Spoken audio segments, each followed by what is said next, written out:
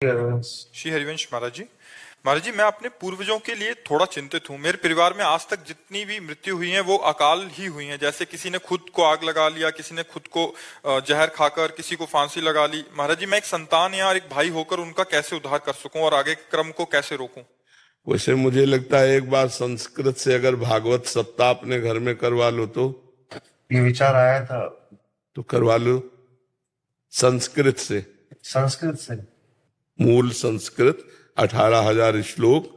कोई प्रवीण जो विद्वान ब्राह्मण हो उसको बुला करके और फिर आप करवा लीजिए पूरा अनुष्ठान से सप्ताह की। और जो जो पधारे हैं उनके नाम संकल्प कर दीजिए, तो उनका मंगल हो जाएगा और घर भी मंगलमय हो जाएगा। और आप स्वयं नाम जप कीजिए। कोई नशा तो नहीं करते? करता था, अब छोड़ दिया। अब नहीं करते ना।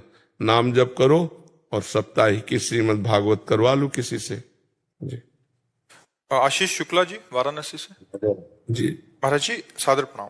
महाराज जी मनुष्य जीवन एक यात्रा है या प्रभु को पाने की अंतिम मंजिल है? अंतिम मंजिल है। अब इसे अंतिम मंजिल बना दे कोई, वो बड़ा भाग्यशाली होता है। नहीं, नवीन यात्रा यहीं से निर्माण हो जाती है। ये एक ऐसा स्टेशन है, यहाँ से भूत बन सकते हो, यहाँ से नाली का कीड़ा बन सकते हो, यहाँ से ब्रह्मा बन सकते हो, देवराज इंद्र बन सकते हो, भगवान का स्वरूप धारण करके भगवान को प्राप्त हो, जो चाहो कर सकते हो। इस समय मनुष्य योनि मिल गई मतलब बहुत बड़ी बात बन गई। जो चाहो कर सकते हो। अब लेकिन फिर वही चाह इतनी गंदी है कि अंतिम की जगह क्या अनंत जन्मों के लिए और फैला देते हैं। पराई माता बहनों की तरफ गंदी दृष्टि रखना, नशा करना, जुआ खेलना, गंदे गंदे आचरण, हिंसा करना, तो अब जीवन बर्बाद कर लेते हैं लोग। संयम से रहकर भगवान का भजन करते हुए, परोपकार करते हुए यदि जीवन व्यतीत हो तो अंतिम, ये अंतिम है। साधन धाम मोक्ष कर द्वारा, पाई न जे परलोक संहारा, सो परत्र दुख पावई, सिर धुनि धुनि पछताए, कालहि कर्म ईश्वर मिथ्या दोष लगाए, जेन तरह भव सागर अस समाज नर पाए, स्वत निंदक मंदमति आत्मनन गति जाए। वो आत्महत्यारा है जो मनुष्य शरीर प्राप्त करके सदाचरण करते हुए भगवान का भजन नहीं करता। वो बहुत ऊंचे पर चढ़कर नीचे गिरने जा रहा है। आधा पतन इसे कहते हैं। 84 लाख योनियों में सर्वश्रेष्ठ योनि मनुष्य योनि। अब इसके बाद तो फिर गिरना ही पड़ेगा, या अंतिम कर लो या गिर जाओ, दोनों बातें हैं। जी मधु पांडे जी गाजियाबाद से। राधे राधे महाराज जी। महाराज जी आपके बताए 2 दिन पहले के एकांतिक में गुरु के शरीर बिछड़ने का विषाद से प्रश्न उठा कि साधक को किसी भी शरीर संबंधी से मोह राग नहीं रखना चाहिए। फिर माता पिता क्यों ना हो तो फिर ये गुरु जी का शरीर से भी तो हम क्यों ग्रसित हो रहे हैं? वो तो तत्व रूप हैं। क्या ये साधक का स्वार्थ होगा विलाप करना, जबकि ये पता हो कि गुरुदेव को श्री जी मिल गई, उनकी आराधना पूर्ण हुई? नहीं, इसमें प्रेम होता है। जैसे श्री विठल विपुल देव जी महाराज, स्वामी किसका प्रश्न है? स्वामी हरिदास जी के शिष्य है ना। तो विठल विपुल देव महाराज जी को जो ही पता चला कि स्वामी जी अंतर ध्यान हो गए, पधार गए, आंख में पट्टी बांध ली कि आज के बाद किसी को देखूंगा नहीं और जबान में अन्न और जल नहीं रखूंगा। जब मेरे गुरुदेव नहीं रहे तो मुझे जीना नहीं। तो कई दिन हो गए तो फिर हरिराम व्यास जी ने एक रास का मंचन किया जो ब्रजवासी बालकों के द्वारा होता है। फिर विठल विपुल देव जी के पास गए और कहा चलो प्रिया प्रीतम बुला रहे हैं। तो हरिराम व्यास जी गए, बड़े महापुरुष हैं, तो आ गए। तो प्रियाजू से कहा इनकी आंख की पट्टी खोलो, तो इनको अपनी जूठन पवाओ, क्योंकि कुछ पाया नहीं, आंख की पट्टी नहीं खोली।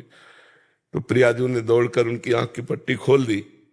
जो ही खोली देखे सामने प्रिया प्रीतम। उनका स्वामी जी कहाँ है? स्वामी हरिदास जी। उनका वो तो अंतर ध्यान हो गए। उसी समय शरीर छोड़ दिया, उसी समय प्राण छोड़ दिया। कुछ खाने पीने और देखने की बात है उसी। ये गुरु प्रेम होता है कि तत्व रूप में तो पहले भी थे आप, लेकिन हमारा कल्याण नहीं हुआ। हमारा कल्याण हुआ जब आप आकार रूप धारण किए। आकार रूप से आए तभी तो मुझे उपदेश मिला, तभी तो मैं समझ पाया। तत्व रूप में तो आप पहले भी थे, हमारे भी हृदय में थे। अखंड मंडलाकारम व्याप्तम येन चराचरम, लेकिन काम तो नहीं बना ना। काम तो हमारा तब बना जब आप आकार रूप में। तो मुझे इस आकार से कल्याण हो रहा है, इसलिए मैं इस आकार पर प्रेम करता हूँ। ये मोह नहीं, ये प्रेम है, गुरु प्रेम है। कि अब पर यह सत्य है कि शरीर तो जाना ही है, हमारा हो या आपका हो, एक न एक दिन तो जाना ही है। ये बड़े सौभाग्यशाली वो शिष्य हैं जो अपने गुरुदेव के सामने पधार जाते हैं। अपने गुरुदेव के लिए ऐसा सुनने को भी ना मिले कि वो पधार गए, हम पहले ही पधार जाए, ये तो बड़े सौभाग्य का विषय होता है। पर प्रायः हर महापुरुष को यहाँ से जाना पड़ता है जी। दीपिका आर्या जी, राधे राधे महाराज जी।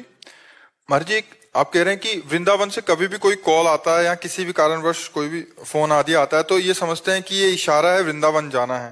महाराज जी, बांकी बिहारी जी करते हैं या मन की चाल है ऐसा वृंदावन आना? नहीं, अब उसको चाल में तो न लीजिए। अगर वृंदावन धाम से किसी, मान लो किसी नाते रिश्ते संबंध से फोन जा रहा है, तो श्रीपाद प्रबोधानंद जी महाराज कहते हैं, यदि कोई वृंदावन का तुम्हें स्मरण कर ले तो तुम्हारे अहोभाग्य, क्योंकि भगवान के धाम का वासी आपको स्मरण। पर उसमें ये देखिए कि गलत स्मरण तो नहीं है, क्योंकि आपका स्त्री शरीर है। मुझे ऐसे होता है कि जैसे ऐसे फोन आता है कि आपको यहाँ पे प्रॉपर्टी लेनी है, तो मैं समझ जाती हूँ कि बांके बिहारी बुला। नहीं, इसमें थोड़ा भावुकता कम रखिएगा। अगर पुरुष शरीर होता है तो उसके लिए थोड़ा दूसरा विधान होता है, आपका शरीर दूसरा विधान। वो पवित्र संकल्प वाला, पवित्र आचरण वाला, पवित्र भाव वाला आपको स्मरण कर रहा है, या कोई आपको किसी भी तरह फंसाना तो नहीं चाहता, ये सावधानी रखनी है। काल आ रहा है, बिहारी जी कर रहे हैं, बात ठीक है, लेकिन बिहारी जी रोल कौन सा कर रहे हैं? अगर वो रोल ठीक नहीं है तो हम यही मानेंगे कि हमको फंसाया जा रहा है। हम बहुत संभल करके, बहुत संभल। प्रगट वृंदावन का खेल अलग है और चिदानंद वृंदावन का खेल अलग है, ये बात ध्यान रखना जी।